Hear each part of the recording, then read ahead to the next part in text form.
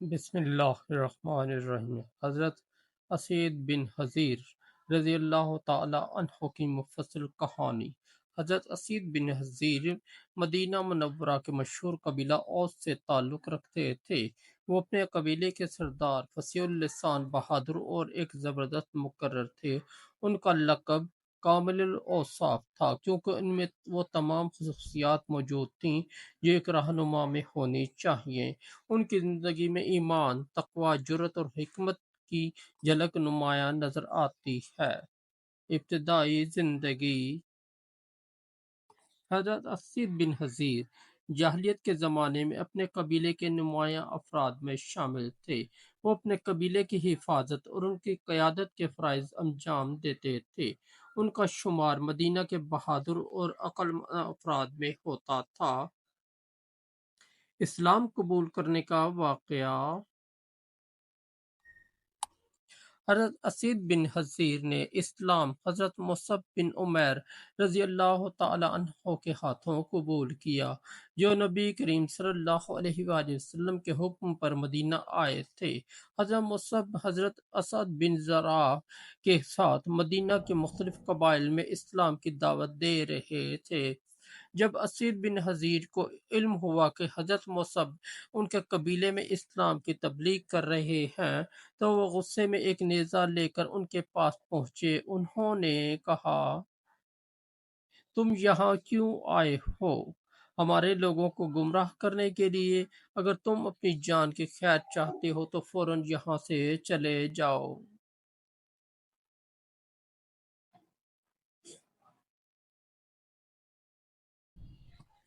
حضرت مصعب نے سکون کے ساتھ ان سے کہا،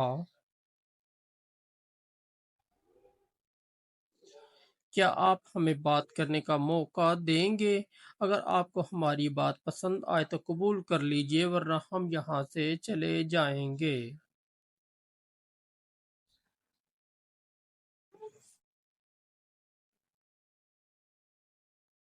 اسید بن حضیر نے ان کی بات مان لی اور ان کی دعوت کو سننے بیٹھ گئے۔ حضرت مصعب نے قرآن کی چند آیات تلاوت کیں جنہوں نے اسید بن حضیر کے دل کو مکمل طور پر بدل دیا۔ وہ فوراً بول اٹھے، یہ کتنی خوبصورت بات ہے، مجھے بتاؤ، اگر میں اسلام قبول کروں تو کیا کرنا ہوگا؟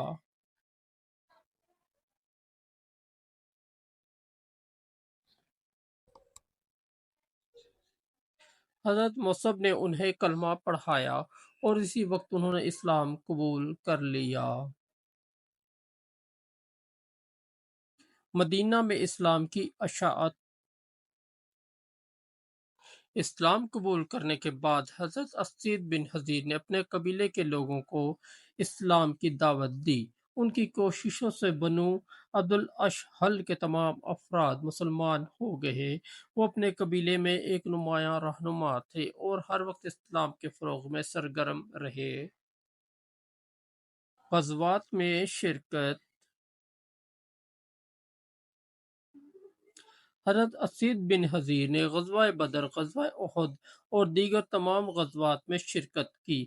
وہ ہر موقع پر نبی کریم صلی اللہ علیہ وآلہ وسلم کے ساتھ کھڑے رہے۔ ان کی بہادری اور قربانی کے کئی واقعات مشہور ہیں۔ ان کا واقعہ، اللہ کا نور۔ ایک رات حضرت اسید بن حضیر قرآن پاک کی تلاوت کر رہے تھے۔ ان کا گھوڑا قریب ہی بندھا ہوا تھا اور اچانک وہ بے چین ہو گیا۔ جب اسید نے تلاوت روک دی تو گھوڑا بھی خاموش ہو گیا۔ انہوں نے دوبارہ تلاوت شروع کی تو گھوڑا پھر بے چین ہو گیا۔ انہوں نے باہر دیکھا تو آسمان پر ایک نور نظر آیا جو آہستہ آہستہ بلند ہو رہا تھا۔ نبی کریم صلی اللہ علیہ وآلہ وسلم نے اس واقعے کے بارے میں فرمایا، یہ فرشتے تھے جو تمہاری تلاوت کو سن رہے تھے۔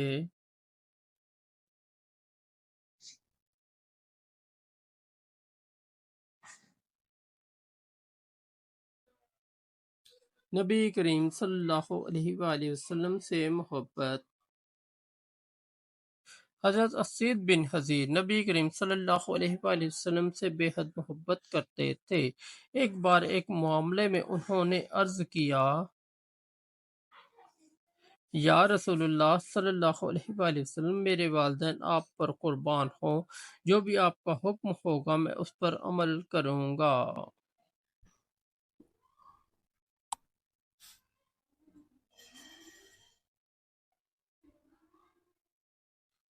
وفات حضرت اسید بن حضیر رضی اللہ تعالی عنہ کا انتقال حضرت عمر فاروق کے دور خلافت میں ہوا۔ ان کی وفات پر مدینہ بھر میں غم کی لہر دوڑ گئی۔ حضرت عمر نے فرمایا، آج مدینہ نے اپنے بہترین شخص کو کھو دیا۔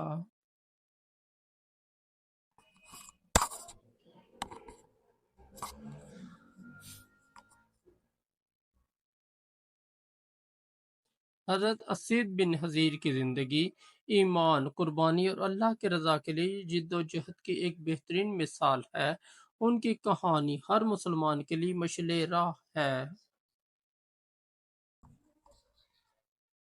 دوستو، اگر آپ کو ہماری اسٹوری اچھی لگی تو ہمارے اس چینل کو سبسکرائب کر دیں اور اس ویڈیو کو لائک اور دوستوں کے ساتھ شیئر کر دیں، اور ہمارا دوسرا چینل ہے جے وی انصاری کے نام سے، آپ اس پر بھی ضرور وزٹ کریں، آپ کو بہت اچھی اسلامی اسٹوریاں وہاں پر ملیں گی۔